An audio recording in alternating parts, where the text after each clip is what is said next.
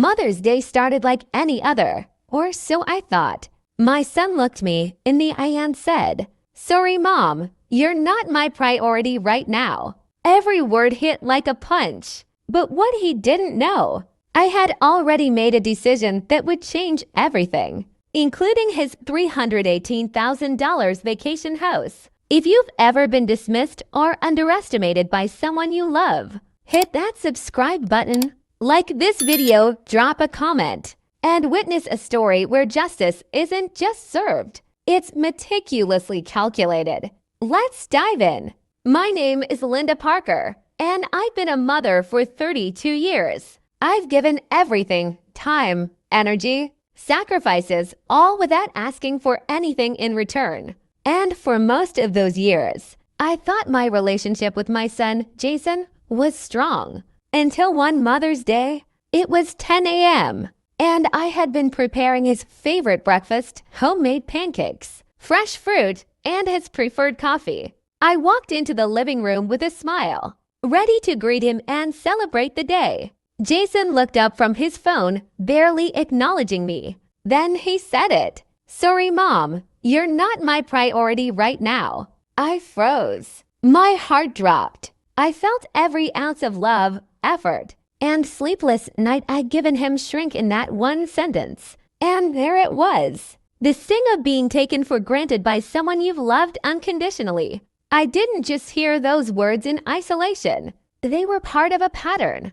Jason had always been self-centered, but I had hoped he'd grow out of it. He canceled visits. He ignored calls. And most importantly, he treated the things I gave him, the vacations, the gifts, the opportunities, as if they were his birthright, not my generosity. But this Mother's Day statement, it was the last straw. I couldn't just sit there and let him dismiss me. Not this time. Weeks before Mother's Day, I had been quietly managing my own investments and properties. Among them was the vacation house in Lake Tahoe, a beautiful $318,000 property that Jason believed he had a claim on for future trips. He bragged to his friends about it. He assumed it would always be there for him. He didn't know that I owned it, that I could make decisions about it independently. And suddenly, a thought struck me. If he wanted to treat me as if I didn't matter,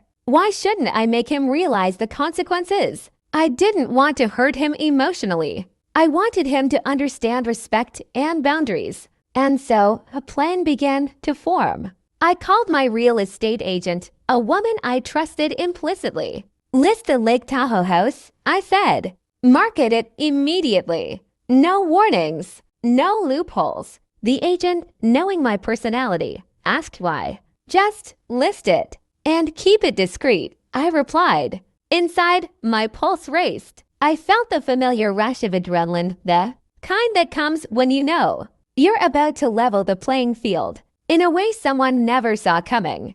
I knew Jason would expect the house to be his someday. He didn't consider that it was mine to control. Meanwhile, I kept my interactions calm and normal. Jason had no clue that the wheels were turning. I continued to prepare for Mother's Day, though my smile now hid something more, a quiet determination. When the day came, he repeated it. "Sorry, Mom, you're not my priority right now." This time, I didn't flinch. I didn't plead. I didn't beg. Instead, I smiled, hugged him, and said, "I understand, Jason. I'll make sure you know the value of priority." He laughed, thinking I was joking. He wasn't. 3 days after Mother's Day, the house was officially on the market. Listing price, $318,000, exactly what it was worth. Within a week, we had multiple offers. Within 2 weeks, it was sold. I informed the buyers that the property was ready for immediate handover. Then I told Jason. I sent him a simple text. "Hope you enjoy your summer elsewhere. The house is sold." Within minutes, he called me. "Mom, what? That house? You can't just sell it." "I can," I said calmly. "You assumed it was yours. It wasn't. I made the decision. And honestly, I wanted you to understand what it feels like when something is taken for granted.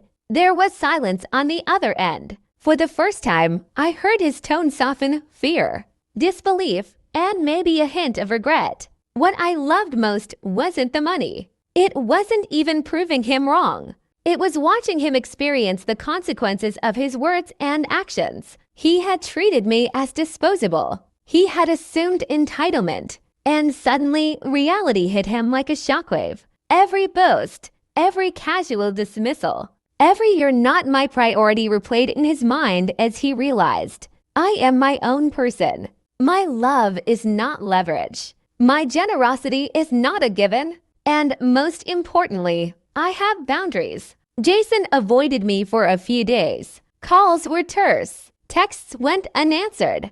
I didn't push. I didn't apologize. Because I had already said everything through action. Weeks later, he came around. Not groveling, but cautiously aware. He began to acknowledge my presence, my value, and my contributions. It wasn't revenge for revenge's sake. It was a lesson in respect, in boundaries, and in understanding that love doesn't mean you can be dismissed. The house sold for full market value. The buyers were thrilled, and I felt liberated. I didn't feel guilty. I didn't feel spiteful. I felt validated. Jason had learned something Mother's Day cards never could teach him. Respect isn't demanded, it's earned. Assumptions have consequences. Actions have weight. And in that quiet, decisive moment, I realized I had reclaimed my power not over him, but over my life, my decisions, and my worth. Life often teaches us lessons the hard way. Sometimes people who matter most forget your value, but you don't need permission to set boundaries, to act, to protect yourself, and to demand the respect you deserve. Revenge doesn't have to be cruel. It can be smart, measured, and deeply satisfying. If this story resonated with you, hit that like button, share it with someone who needs to see the power of boundaries. Subscribe for more Reddit revenge stories that combine justice, strategy, and psychological satisfaction. And tell me in the comments, what's the most satisfying moment you've ever witnessed when someone finally learned their lesson? Until next time, protect your worth, trust your instincts, and let actions speak louder than words.